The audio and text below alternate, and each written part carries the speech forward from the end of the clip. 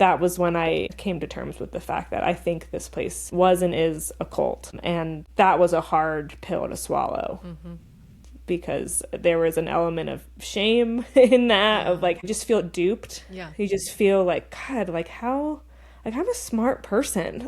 And there are smart That, people in yeah, cults. Always. yes, 100% of the time, yeah, there are very intelligent people with doctorates who are in yes. cults. So it's not about It's not an intelligence. intelligence thing. What's interesting too is, even some of Mike's victims, some of them had really great families, Yeah. strong families. Yeah. So you can't even say, oh, well, they were just vulnerable, like for whatever reason. Like it's so messy and it's so nuanced. And it really just shows you the power of control, Yes. Yeah.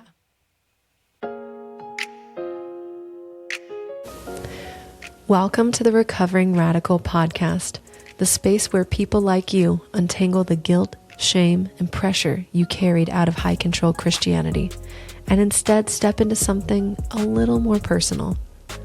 I'm Allison Rose, coach, fellow recovering charismatic, and woman who just discovered the power of the body on her journey to heal from religious trauma and chronic illness. We'll be highlighting survivor stories, as well as exploring topics like feminism, mental health, sexuality, social justice, and embodied spirituality. If you've deconstructed mentally but still feel the system in your body every single day, this is the place for you. Thanks for joining us today.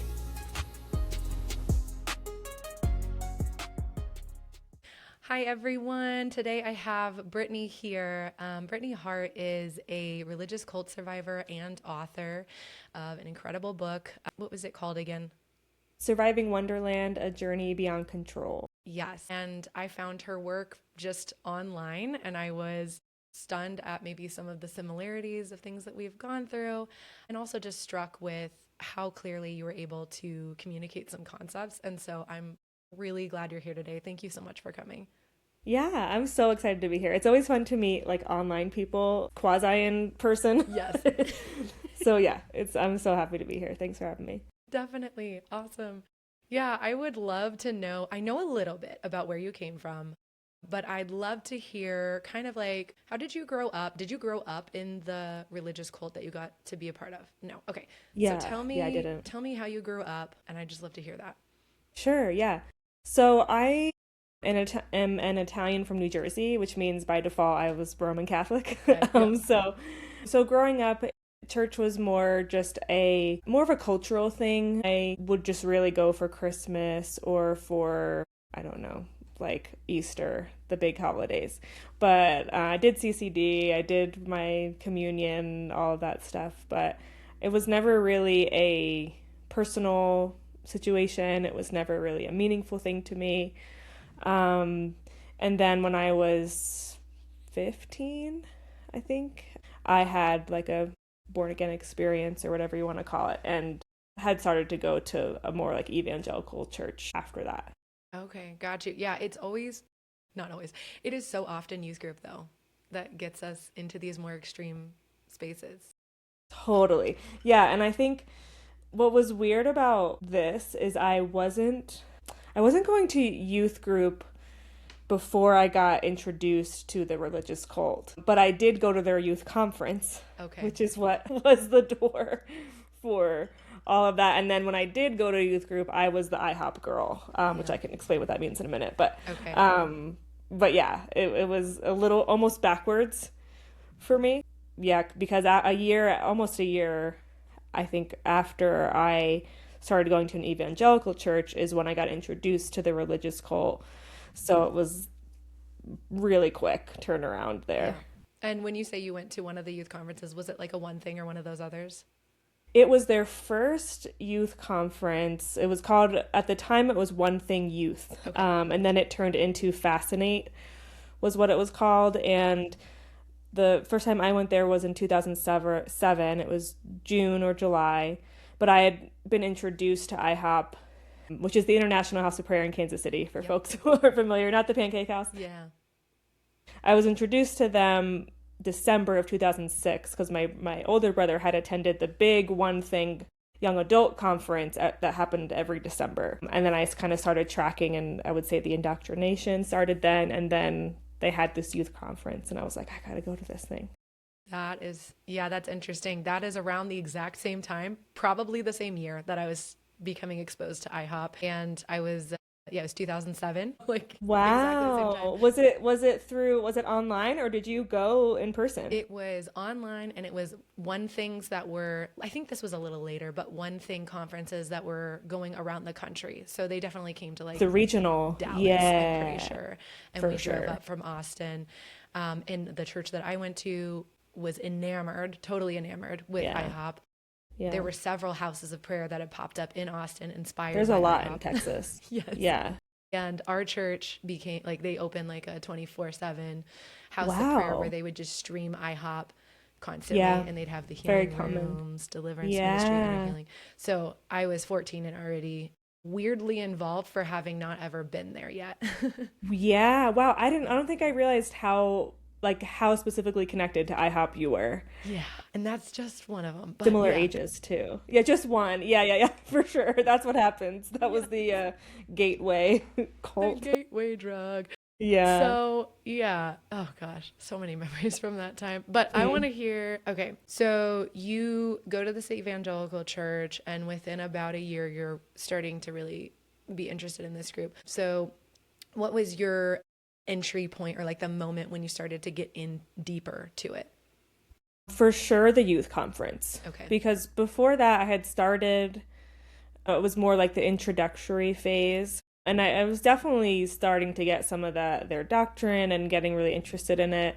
I was watching their web stream that they had, the prayer room, and listening to some messages. So that was like the beginning. But then when I physically went there in 2007, like middle of 2007, was when I was like, this is like amazing. Yeah. What drew you to it? Like, what did you The see the that- music was a really big factor for me. Yeah. I kind of always met God the most in music. I'm a musical person, which is probably why that is, but the music there was some of the best so far as Christian stuff. I really didn't like mainstream Christian music, and since you had a 24/7 prayer room with worship singers all the time, you had people constantly playing, constantly honing their skills, and also kind of by default you would attract really talented people. So the music was amazing. So I think the experience both physically and emotionally with the music was really attractive. And then also teaching wise, which I think, is very common with a lot of cults, they were really big on communicating just how important this generation was for them in reference to the return of Jesus. To IHOP, this was the generation. People were alive today that were going to see it, and you are called to prepare the way of the Lord for that.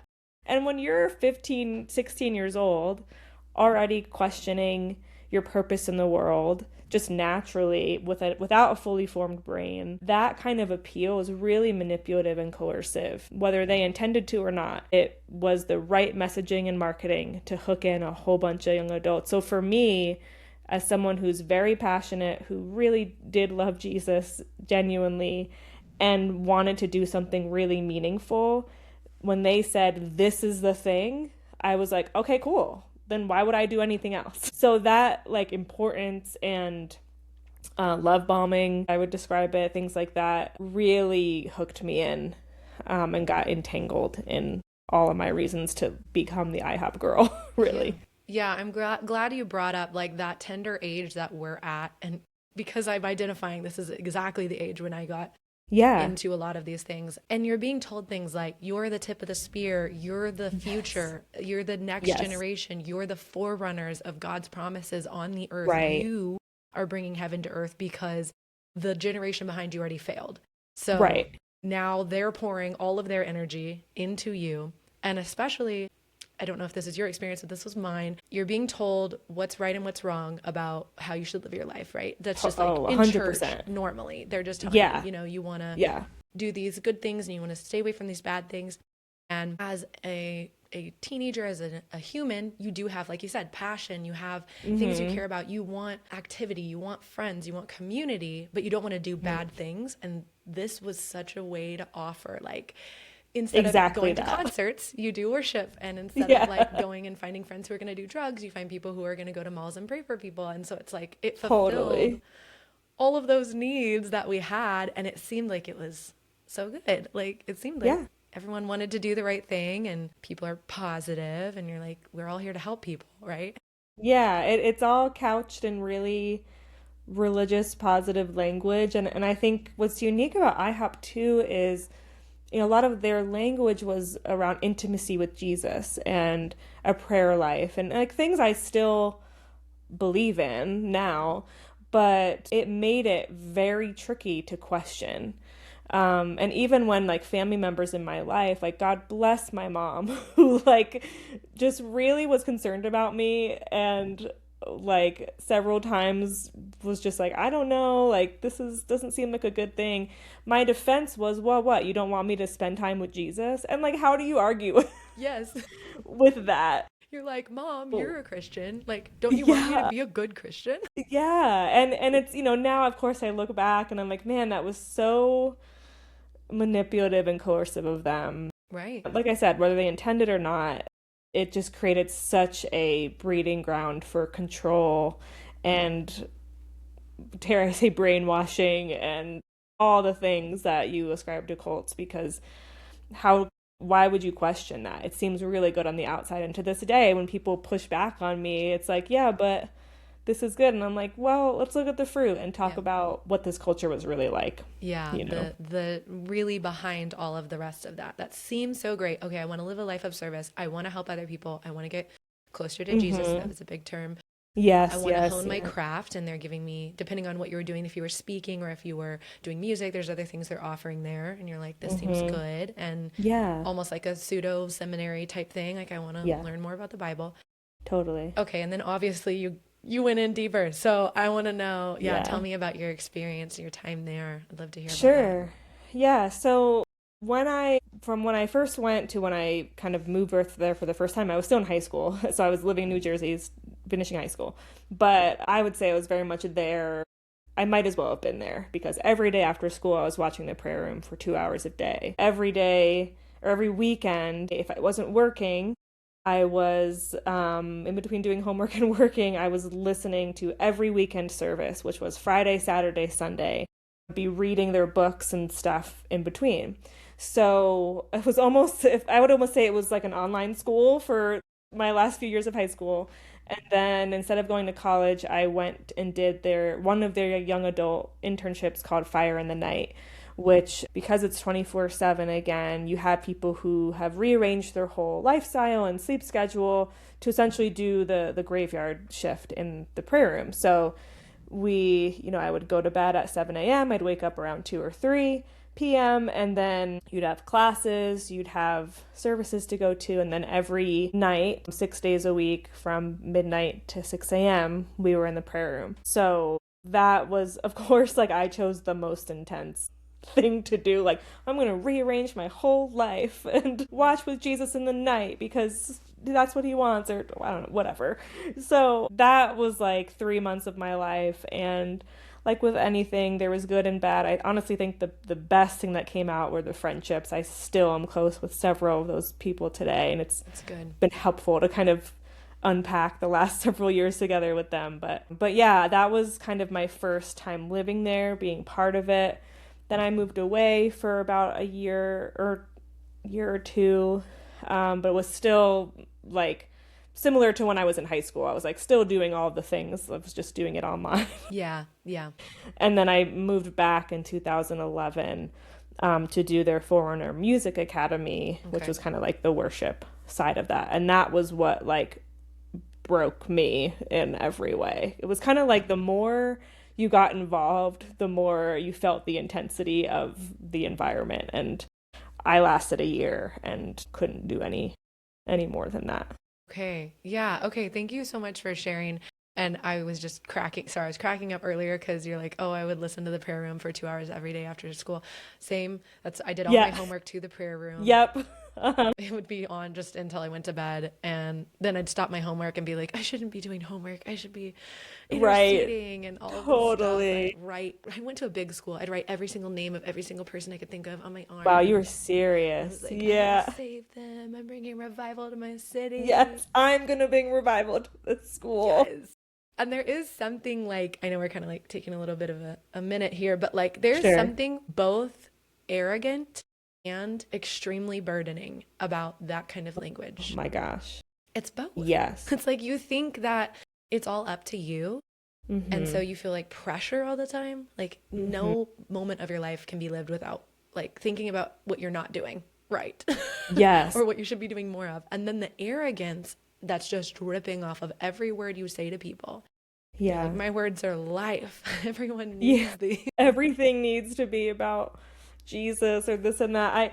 I still grieve the person I became in high school. Like, I even reached out to some of my old high school friends once I realized I was in a cult a few years ago and was like, I'm just sorry.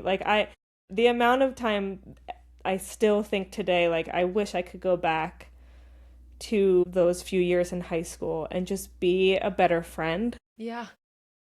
not abandon people Yeah. in the name of pursuing Jesus and just be like a normal kid. Like that was something I really had to grieve, especially when I was writing my book.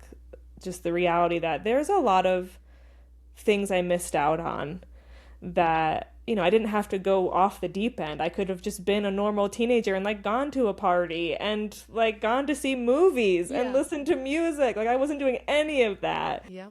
And that makes me really sad because it's yeah, like both the burden that I was living under and then also how that affected my friends at the time. And and I don't know, I wasn't like a cruel person, but there are things that definitely make me go like, oh man, I could have handled that like way better. But I was also a kid. I was doing the best I could. I thought I was doing the right thing, which is again the what is really common in these high control environments. Yeah. They easily pull people in who already have that drive naturally. And Hmm. then it just like build an entire, I don't know, a whole thing on top of System. it, a system on top of it. Yeah. Yeah.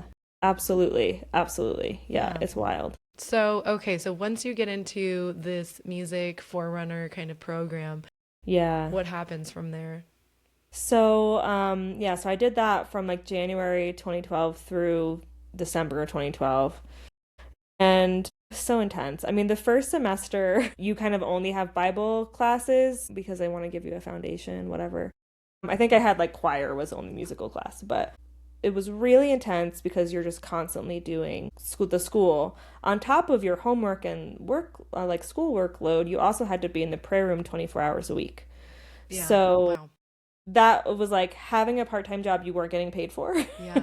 And I also had no money. Like I tried to raise support like a missionary to be there and I had a little bit but basically nothing. And for until like June of that year, I was like, well, I'm called to be a missionary, so I'm not gonna work and Yeah. God will just provide. Yes. And I was so poor, like and not eating well, not taking care of myself. It was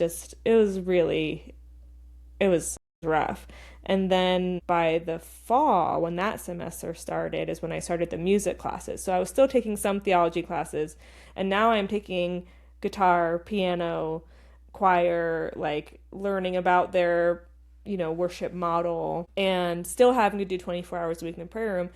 But by then I was like, okay, I need a job. So I was working like a evening shift at a coffee shop that was connected to the prayer room from almost every night from 8 p.m. to 11. And then I would have to like be at school early in the morning. So I was pulling these crazy long days and my body just broke down. Like I think I weighed like 90 pounds at one point. I just could not keep weight on. My hair was falling out. I couldn't sleep. I mean, my adrenals were just shot. And now in retrospect, I see, yeah, I was not only actively being traumatized, but also, yeah, just being in that fight or flight, living under the pressure, and just physically drained all the time, mentally drained, spiritually drained. Like they would say that coming here is like drinking from a fire hose, and Yep. somehow that was okay. They were like, we know it's a fire hose, like just whatever. And then what I talk about a lot is one of the teachers during chapel one week was like, we know it's intense, it's meant to break you. And then they would talk about the story of Joseph being in prison and how this is like our prison years of refining. So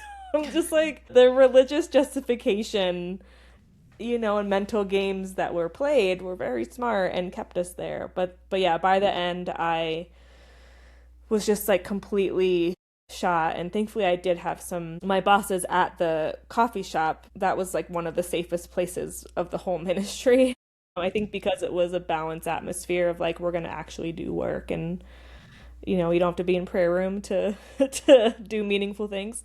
And they helped me really recognize my need for rest, and also helped me for the first time. That's when I started to realize, oh, like I have lost myself to this group and I need to figure out how to come back to myself. So it slowly began after that. But yeah, that year was just like really brutal. And I can imagine it really, I mean, I'm hearing the theme, and I hear this with so many people, depending on if it's IHOP or other high control situations where they're serving, and they serve to the point where their body gives up. And yeah, that's exactly what happened to me. If I hadn't had my adrenal crashing and failing at 18, I would have 100% gone to either Oral Roberts, Bethel, or IHOP, and I was between those three for sure. Wow. So you were 18 when that my kind of body all gave crashed. up, and then I literally physically couldn't.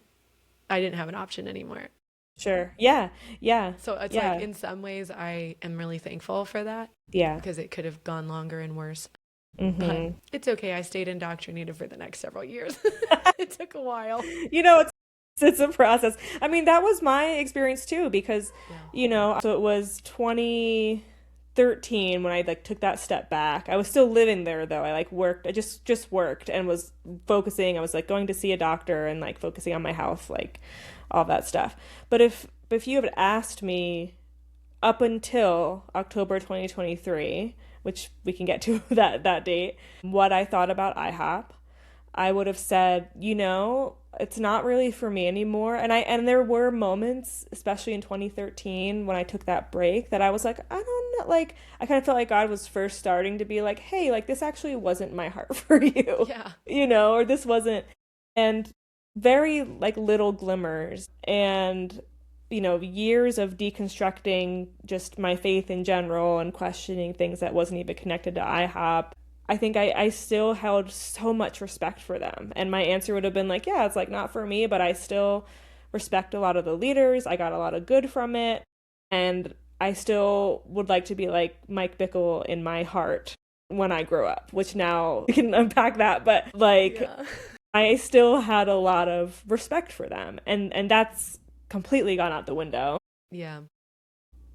But it was years, almost a decade before I even realized I had trauma and was part of a cult. And I think that's very common as well for a lot of people, which I'm sure you've seen as well. Like it takes time. And I think part of that is the body and mind protecting ourselves, because if you just saw everything for what it was right away, like I don't think we could handle it. Yeah, you know? I think you're absolutely right about that. It would just be too overwhelming. And because it's so tied into identity, you get your entire identity built there, especially when you come in as a teenager. It's like so young. Foundational identity starts getting wrapped up in this. Yeah. Having that taken away all at once. I mean, I don't know. It's why it would be very easy to snap, and some people do have a really hard time after. Yeah, and that does happen for a lot of people too. You know, it's such a personal and subjective experience, but yeah, it's a long and tough process. Very long. Yes. Yeah, from the time that I had my chronic illness start at 18 till it was probably 24 when I really was like, okay. No, it was like a lot of it was because of that. And like we're nuanced beings. There were other things as well, of course, but sure. It's interesting, like my personality played into it, but then my personality also made me a perfect target. Exactly. For the cult and for the different kinds of high control churches I got involved in. So it's like it's not just one thing, but it definitely was heavily influenced by what these churches did with my personality, with my, Exactly. like my talents, the things I was already good at or wanted to. Right. They loved that. They wanted it. They Yeah. preyed on it because it benefited them quite a bit. Exactly. Yeah. And I love that you said at the very beginning of this, you said whether they meant to or not, like that's an important thing. And I always bring that up because I don't think very many people are trying to control others or coerce others or manipulate. They are eating the food they're selling. like they Yes, are. And they do exactly. believe what they're saying. Exactly. Yeah. Especially like the more extreme it gets, usually they believe it more. Yeah. And their behavior gets nastier because they're believing that Yeah. like the end of the world is a big, the end times was like Yeah. huge. So Huge. I was in the Omega course like at home starting in 7th grade. I started Wow. taking it. Yeah. And I was listening to Mike Bickle and all of Yeah. that and Man. doing it as a group study. And I was sold out for the Yep. end of the world. Yep. And it's like, this is it. Why do anything else? Yep. Like, This is what we why gotta do for anything it. else? Yeah. Yeah. So the end time stuff, I feel like it's just a whole nother level of, that's where like taking responsibility and accountability for the negative outcomes or harmful outcomes of the things you're doing goes out the window because you don't even care. You're so afraid and you're being told this is the most loving thing you can do for your friends or whatever. And Yeah. like you said, I alienated so many people on that too.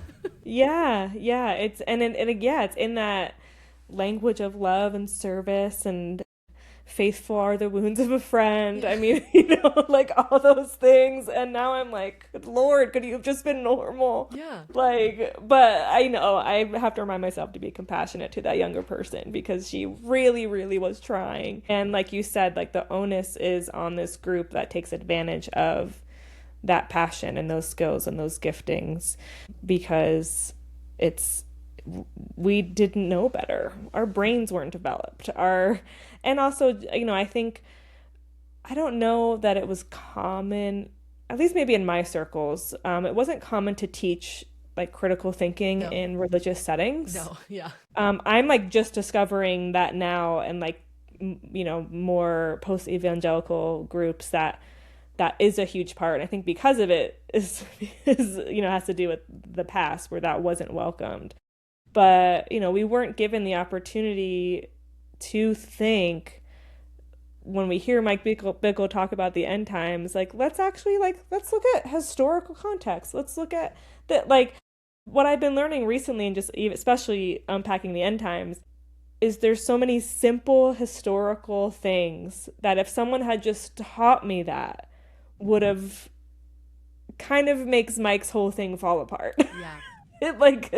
So just that simple practice we weren't given the opportunity. And even my leaders like that were my youth leaders, like they were also kind of caught up in it and we were all doing our best. Right.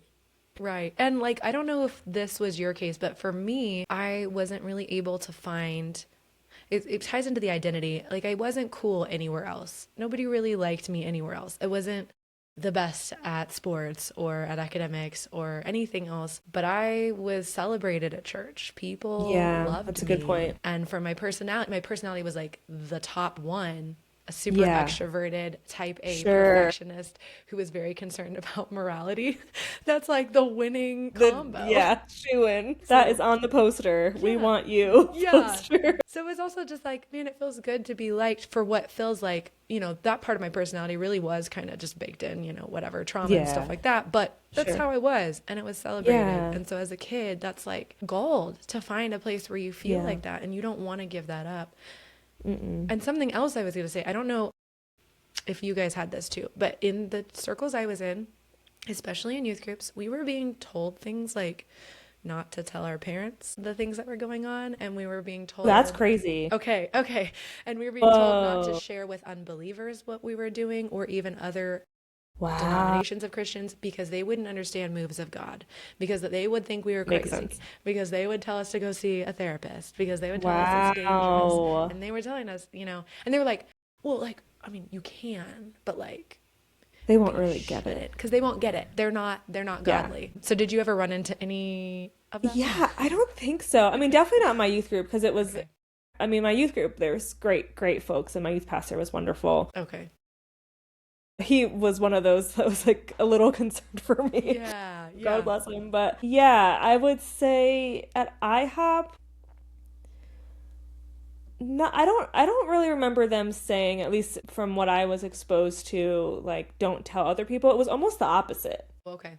It was almost something like you need to demonstrate with your life and your words and your actions that Jesus is coming back soon, and invite people to get ready for that, because they were using like John the Baptist as the example, like he was making disciples and preparing the earth for Jesus's first coming. So like that's your job now. So there wasn't that element there, at least that I can remember. I'd be curious to know if other people from IHOP heard or experienced that, because there is a definitely a spectrum and a variety. But I will say, if you were to talk in that community about your family or friends not understanding, then the reaction was, not everyone is going to get it. And they would use the story of Mary of Bethany breaking over her alabaster flask and Judas being like, we could have sold all this to the poor. And, Right. and Being like, your family's just Judas. They just hate Jesus, obviously. yeah, like that's crazy. But it was like, oh, like you just don't get it, like, Yeah. and that's fine. And, you think my life's a waste, but it's not. And so I think we were given that language, but not necessarily explicitly told. Like that is another degree of Yeah. control. I mean, they were they were Yeah. telling us both. They were definitely telling us like, yeah, Yeah. live your life, get out there and all that. But then they were like, don't share too many of the weird things that we do here because they'll freak people out, like laughing too much or praying in That's wild. tongues or speaking in Yeah. prophecies, all of this, the demonic Sure. deliverance activities we were doing. Yeah, We're like, yeah. oh, that'll just scare Totally. people away. We don't want Wow. to let them know. And we're like, yeah, it would definitely scare people away. So like, we're like, yeah, Sure. we don't want For to good tell anyone. reason. And we don't want our parents to pull us out or whatever. Yeah. Gosh. Wow. So you kind of mentioned about your mom. Mm-hmm. So like tell me about like your family or your friends or the people around you Yeah. who were concerned. Like how was Yeah. that? So my mom, she was the most vocal about it, and we got into a lot of fights about it. And now I wrote a poem about her in my book, because when I found out that the leader, Mike Bickle, had been essentially living a double life for decades of clergy sexual abuse, that was in October 2023. She was one of the first people I called, and I was like, Mom, like, you were right. She always felt weird about Mike. She always, in her Italian way, was like, he's such a nut job. Like, nothing makes sense. And she was really concerned for me as a high schooler, because I was spending all this time, like, in my room, listening to the prayer room and listening to Mike's teachings. And it was very much so like, well, you just like don't understand and I remember feeling really hurt at the time, being like, I just want to spend time with Jesus. Like, why is that so bad? Yeah. But I couldn't see, what was happening, and it took over my life, and that was really hard for her to watch. But, when I became 18 and could kind of do what I wanted, we've talked about this. She's like, I couldn't control you. Like, I knew that as a parent, I just need to let you live your life and support you and be there for you. And yeah, so that was where the main sort of contention was. And I think, with friends, so in youth group, I was like the IHOP girl in youth group, and we had like little prayer room sets we would do. So there wasn't really anyone in youth group that was like concerned, or maybe they were, I don't know. I wouldn't be surprised if they thought I was a little weird or too intense, because I was. Yeah.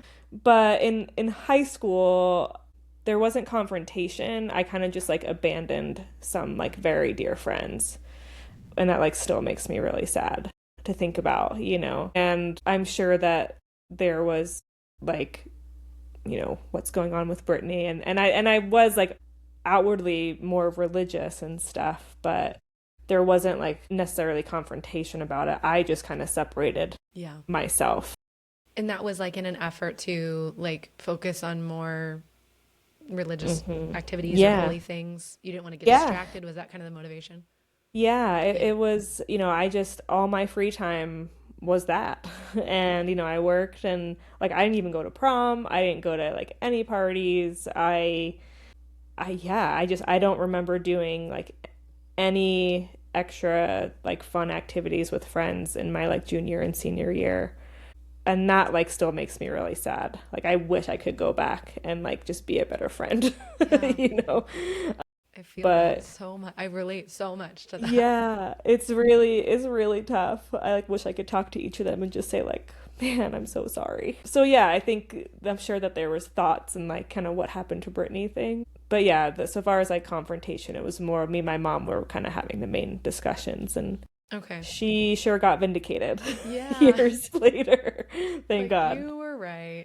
Yeah, yeah, just she had discernment, you know, and that's and I think mothers especially like have such an intrinsic, yeah, just discernment for their kids and can see like, hey, like something might be off here. Because she wasn't really like she knew of IHOP and just from her kids, but she, wasn't super into it and for a good reason. Right. And So, that kind of brings us back to like one of the facets of a cult. And I think I'm hearing this, but this was my experience being told that anybody who disagrees or does have an issue, again, it's like they just don't understand. they don't get it. Yeah. You cannot let them derail you from the Yes. mission, from the goal. Right. And that really isolated us from great resources, critical thinking from people who genuinely were concerned. But because Yeah. they had already been painted before they even said anything, we were already Right. alerted that they might do that. Yes. Yeah. That they just get dismissed. And Yeah. that is so dangerous for kids. So dangerous. Yeah. Yeah. Like if I have kids one day, like we're gonna have so many discussions about critical thinking and, questioning and thinking for yourself. I mean, I'm having to teach myself how to do that at 35 years old because I like surrendered that for almost half of my life, and I wasn't taught to do that at those vulnerable ages. So yeah, it's a really important thing to kind of reclaim and recognize as a tactic of cults for sure. Of cults and of really any group who wants you in extreme thinking. Yeah. That's going to isolate you from others. Yes. Just, yeah, that's one of the first things as they start painting others as a certain way to prepare us versus you. them. Yeah. Yeah. Very dangerous. Yeah. And I think with IHOP, what was really interesting is that didn't only happen in like Christian, non-Christian. So that was just kind of American church as a whole. Yeah. But with IHOP, it was like Christians and like really intense Christians. There's Christians, but then you're the forerunners. You're the most important ones. Yep. And I remember someone like gave me a prophetic word one time and he said, others can, but you cannot. And the idea was like, because John the Baptist as himself, like chose to live this really consecrated life that he didn't have to do, but he chose to do it because it was the most important thing to do. Like all of that language makes it really difficult for you to feel even okay about watching a movie or listening to music or going to be with your friends or whatever. Like if something wasn't overtly spiritual, I did not do it. Yep.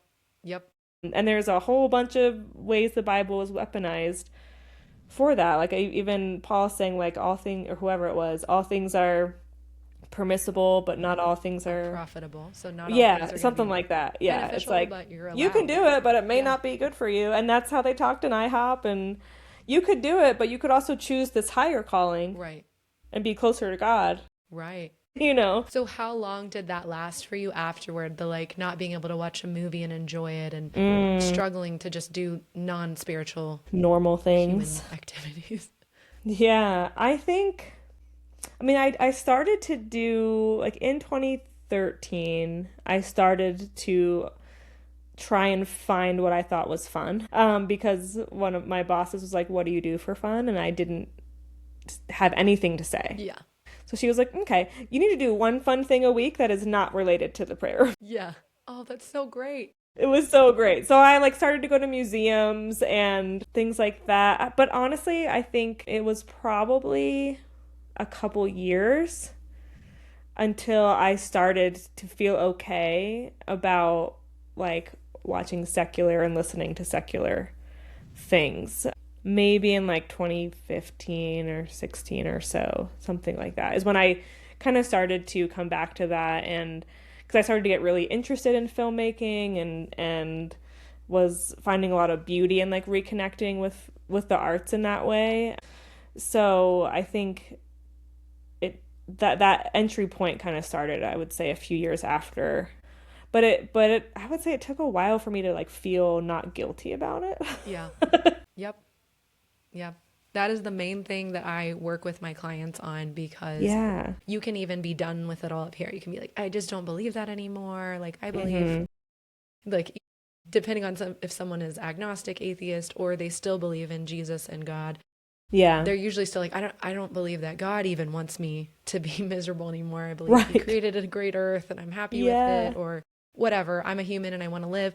But even with those mental beliefs, people will still be struggling. And that's where I talk about the nervous system dysfunction. Because what happens in those high control spaces is that our nervous systems are programmed very carefully through psychological, I mean, literally through every kind of manipulation there is. Sensory manipulation, overwhelm. Oh my gosh. We have verbal words being said over and over and over again. We have the lack of critical thinking. Like, there's so many things. And we get to a place where we start to feel safe only when we're in overdrive, overstimulated survival mode, which the more intense the space is, like IHOP is very intense. Super intense. You start to associate burnout and survival mode with spirituality and safety. Or spirit. That makes sense. Like, this is good. So they keep calling it good, good, good, good, good. And it's really a red flag. It's interesting. You and I both had similar things where our bodies broke down. Were the first thing to go. Yeah. For sure. The body was like, listen, we got to get your attention. Like, we can't do this. This is not time out. You haven't listened to anything else we put out, so we're just going to be done. Bypass all of it. And I'm always thankful for like the breakdown in that sense, because I mean, it was horrifying, but and mine lasted for 9 years because I still didn't listen to it.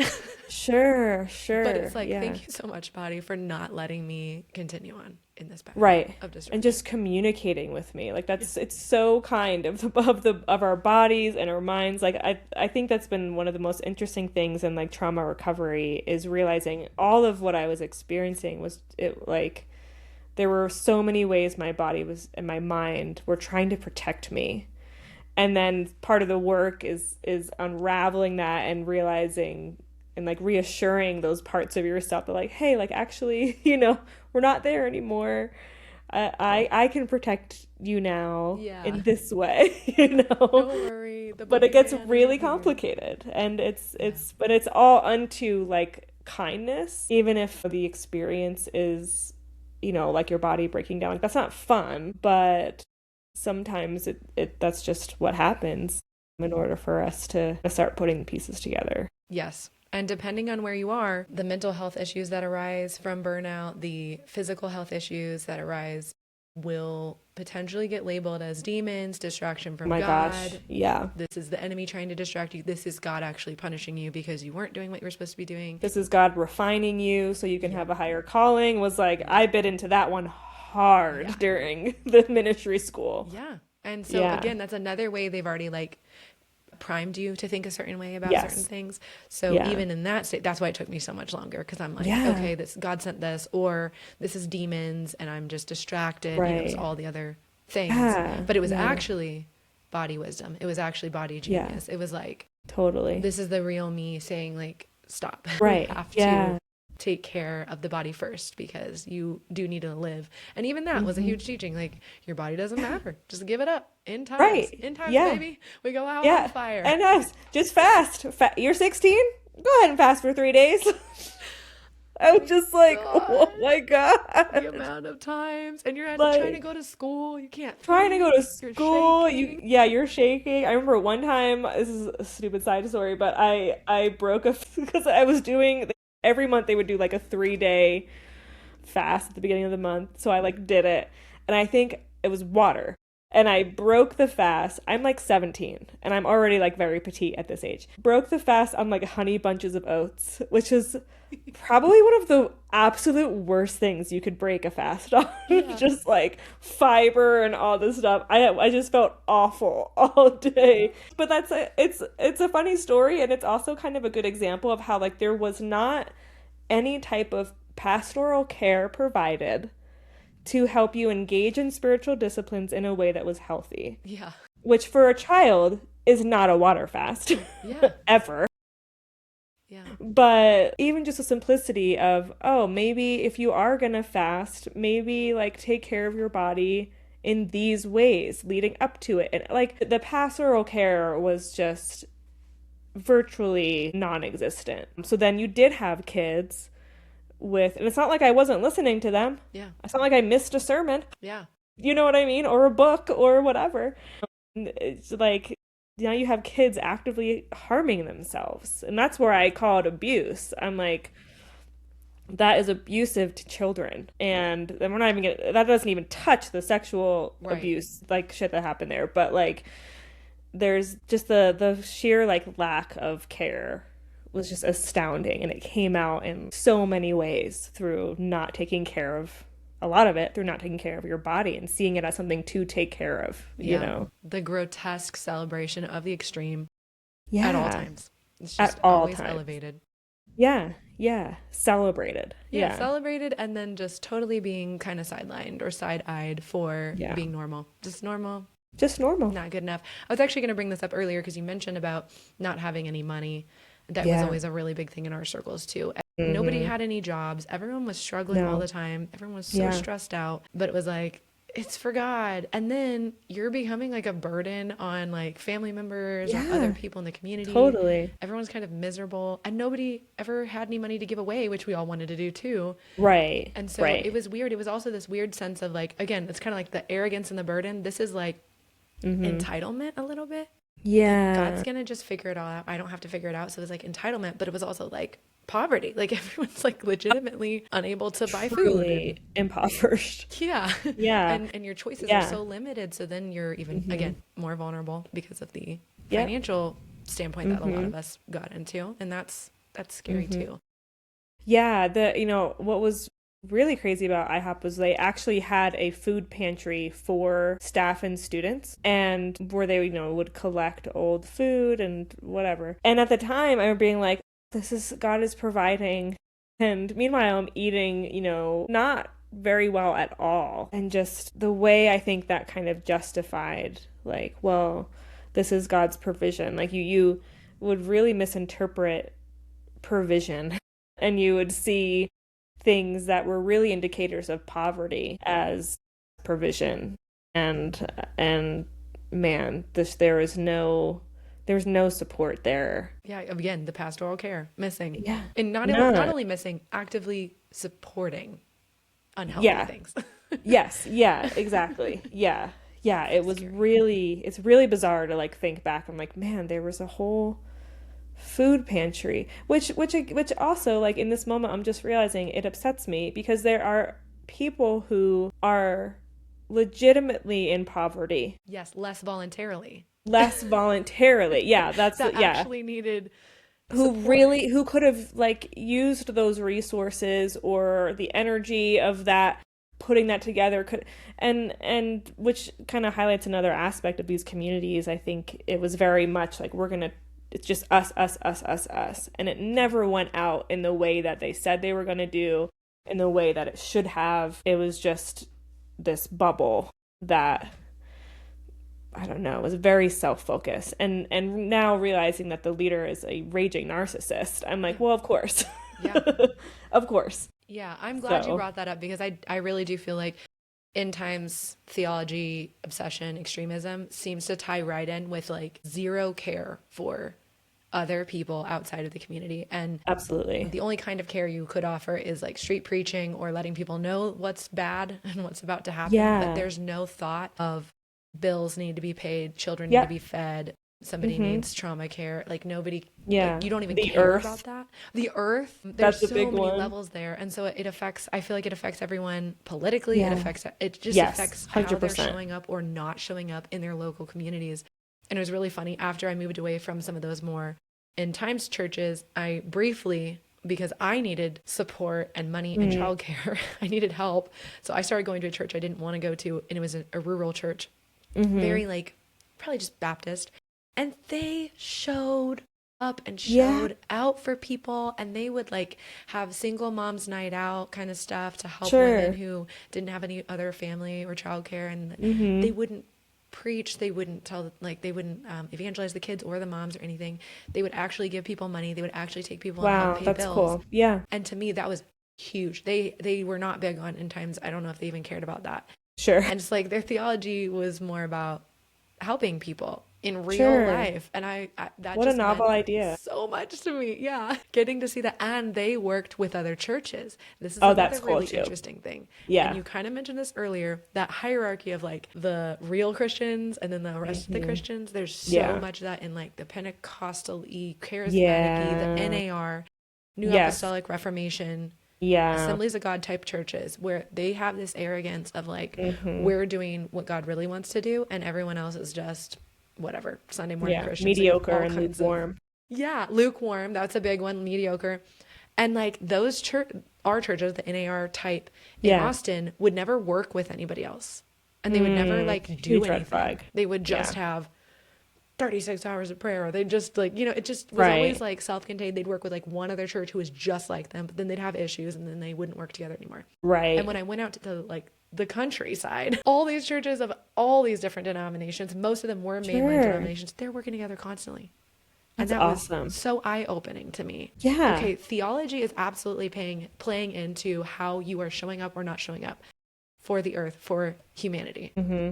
Yeah. And I think you hit on the head with the end times theology too, because, I think one of the things that it really wrongfully does is it absolves people of taking any kind of responsibility. Because, well, why am I going to take care of the earth if God is going to make it new again? So there goes anything to do with climate change. Why am I going to like try and, I don't know, just take care of people in natural means if really their soul is on the line and they need to repent so they can survive the great tribulation? Like, so intense and so self-important. Yes. That's I've been thinking about that a lot lately with all of the like Iran business and people being like Jesus is coming back and whatever. We don't have to get into all that, but I'm just like, you really think that like you're that important? Like as a human being, we're all important, so I'm not saying Yeah. that, but I think you know what I mean. It's like Better than others better or than knowing others. something that nobody else can know. Yeah, Secret when it, knowledge. arrogant and Yes. your ego is so high. Yeah. You're like you are valuable as an individual, but so is every single person on this planet, including people that we're hurting. And like I think it just feeds into that ego and that desire for importance and wanting to be the best of the best. And that was language I think these kind of eschatological communities would always use. It's like, we don't want Jesus to spit us out, so we're just going to be so intense. Yeah. It's like, well, what? Just love your neighbor and yourself, literally. So anyway, I don't need to get in the soapbox with that, but it's just it's a weird connection, and I think it's important to isolate that. Yeah, for sure. Yeah. Well, thank you for expounding on that. I want to also make sure, like, okay, you talked about what kind of got you out of it, and it was really your body. And then you talked about Yeah. over the next few years, stuff was changing in your mind. When was the moment when you were like, that was a cult? Yeah. And how was that awakening? Yeah. So that was in 2023 in October. Towards the end of that month, allegations of clergy sexual abuse came out against the founder of the International House of Prayer, Mike Bickle. Since then, we know of at least 17 women that have come forward, which is just, if you know statistics, like that's probably a drop in the bucket. So when that happened, that was so shocking to me because, like I mentioned earlier, if you had asked me before that time what I thought about IHOP, I would have said, like, yeah, I still want to be like Mike Bickle when I grow up. But to me, he was always joyful and he loved Jesus and he had some weird beliefs, but it was kind of, which is odd. A lot of leaders have said, like, oh, well, that's just Mike. He's just a little weird.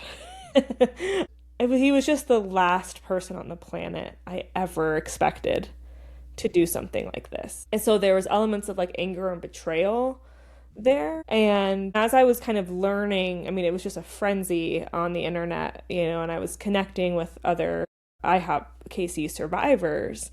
And then I started to hear their stories and their experience. So, I did not experience sexual abuse by Mike or while I was there, but there are others who have. And then also people who just experienced like spiritual abuse and had trauma. And in that camp, I started to recognize a lot of the similar experiences I was just having in my life that weren't even connected to my spiritual life. Like just always feeling a level of anxiety, like I was always falling behind in life. I would have an existential crisis like at least once a year, just about my purpose and, and it bled into just every area and just really like intense negative self-talk and, all that stuff. And I started to see that with these other survivors. And then, but the moment that I realized it was a cult was I was on TikTok and there's a person named Dr. Tamise Spencer Helms, which if you guys aren't following them, you should. They are so wonderful. But they came out of IHOP and were doing kind of a series on the signs of a cult. And what was great is they would explain a term, let's say like love bombing, for example, from a book about cults, and then pull a clip of Mike Bickle, like exemplifying that. Okay, yeah. And they did that for a bunch of terms, and then they kind of had another series on that was just Mike Bickle explicitly and cult leaders, and that for me was the light bulb moment because they put together here's this definition and showed me sermons that I used to watch where it's just kind of plain as day. And that was when I realized, which I think that was maybe like November, December of 2023, as I was kind of like learning all of that. That was when I came to terms with the fact that I think this place was and is a cult. And that was a hard pill to swallow, because there was an element of shame in that, of like how, you just feel duped. You just feel like, God, like how, like I'm a smart person. But, for all the reasons we already talked about, it's very complicated. But, and there are smart people in cults. Always. 100% of the time, there are very intelligent people with doctorates who are in cults. So it's not about intelligence. It's not an intelligence thing. It's not, it's what's interesting too is, even some of Mike's victims, some of them had really great families, strong families. Yeah. So you can't even say, oh, well, they were just vulnerable, like for whatever reason. Like it's so messy and it's so nuanced, and it really just shows you the power of control, Yeah. So that's when I really started it was a really intense time of unpacking that with my wonderful counselor. And that's when I started journaling, and kind of what eventually led to the book of poems, because as I would start to journal and kind of connect with these younger parts of myself that were kind of carrying the trauma, my just stream of consciousness journaling entry would turn into like poetic lines. And I was like, this is weird. Like, what's this about? So it kind of almost became the mechanism for, I think, expressing what I went through. It just kind of had to come out in that artful way. Yeah. Yeah. And it is beautiful. And it's, as someone who's gone through very similar things, I've read through it and it has spoken so much to me. And it's it's just encouraging to, I think, for a lot of us to not feel alone or again, stupid, or like we're the only ones who could have fallen for this, or like there's something wrong with us because it happened. Mm-hmm. So for anyone who might be coming out of a cult or just on their religious trauma healing journey, what's the best way for them to find your book? How can they get access to it? Yeah, so I think I may have sent you a link. So if you want to drop that in your show notes. Yes. It's just like a website I have. But if you go to my Instagram, it's just at Brittany Hart Writes. It's the link in my bio, so it's easy there. But yeah, I'm glad to hear that was your experience, because that was kind of the whole heart and intention behind sharing it, just so folks can feel less alone in it. Especially when it resonates on such a what feels like lonely or like just bizarre niche issue, and then finding out there are thousands and thousands and thousands and thousands of people, even some of them who haven't realized it yet and will in the coming years, of how much this stuff has affected. And you're coming from just IHOP, but there were others that have been doing the same stuff And it's Yes, everywhere, especially in truly. Western societies. Yeah. Yeah. So I just love the feeling of camaraderie and like Yeah, solidarity between totally. survivors. So I love that. And I want to close. I would love it if I'd love to hear like a little bit of like where you are now and how your life Yeah, is going now. And then sure. maybe we can just really quickly summarize like a couple of the things that cults Yeah. do Yeah, yeah, yeah. so people can be like looking out for it if they're concerned. Sure. Yeah, for sure. Yeah, so these days, it's been an intense few years, but I'm kind of in this place of like reconstructing a little bit more of my faith. I will always Yeah. be deconstructing to some degree. Yeah. And I'll always be, I think, unpacking the trauma of IHOP and stuff, but it's not as like fresh or tender. It just kind of comes in smaller doses now. But something that's been really healing for me is I've been part of a church in Denver called Denver Community Church, and they are just such a safe environment. And I work with them a little bit during each week and have a lot of people in their community who've come out of spiritual trauma as well. So that experience has been really healing because even when I was considering going back to church after a very long time of not doing so, I was like, I need to ask you some Yeah. questions, So, but overall, yeah, I'm kind of just like figuring out what my spirituality and faith looks like now after this. Yeah. And also putting together some like courses for other trauma survivors. So I've one that will hopefully be out in the next few weeks with just some like journaling guidelines things that can just like help people reconnect with themselves. So that's kind of my focus now is like reintegrating with expressions of faith and then creating some resources to help like provide that camaraderie and support and community in the online space. That's wonderful. And whenever you finish that, just let me know and I'll make sure to Yeah, add it to my socials as well because sure. Yeah. this is about healing. This is about Hmm. validation. And I want to share as many possible resources as I can for people going through Yeah. this, not in a Awesome. big, giant, general way, but with how specific this is. I think it's just Right. that much more helpful to people. Yeah. For sure. For sure. Yeah. Awesome. Okay. And then let's just give people a couple of like, what are some of the things that you would say identify cults like real easily that Yeah. people can be looking for? Because this is the thing I talk about a lot. Yeah. There are a lot more churches operating in cult ways than people Right. realize, and Yeah. they're not removed from society. They're not wearing weird clothes. Right. They're They're not like very, compound. yeah, they're in every major city. Like there's just a lot. So what Yeah. should people be looking for? I think a big one is the love bombing. So, which, in these type of settings just sounds a lot like making you seem really, really special. And if they're kind of overly communicating your importance and your calling and all of that, I would take a pause. um, I think also any sort of us versus them language in whatever way. If there's anything that like creates a separation between that group and the world, something is off because that's if you are a Christian, I don't believe that's what we are supposed to emulate. And cult groups really they really use that language a lot.